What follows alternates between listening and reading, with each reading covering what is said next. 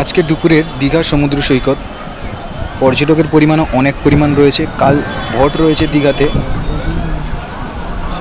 কোনো হোটেল বন্ধ নেই আজকে। আজ কেন কাল কেন সকল হোটেল চালু রয়েছে। আর পর্যটকও প্রচুর পরিমাণ পর্যটক রয়েছে, যেহেতু এখন সমুদ্র ভাটা অবস্থায় রয়েছে, তার জন্য জল অনেকটাই নিচে নেমে রয়েছে। পর্যটক দেখতে পাবেন। আর ওয়েদার একদম দুর্দান্ত ওয়েদার। আকাশ পুরো পরিষ্কার নীল আকাশ, কিন্তু বৃষ্টি হওয়ারও চান্স রয়েছে, কারণ হচ্ছে যতটুকু শোনা যাচ্ছে যে বৃষ্টি হতেও পারে।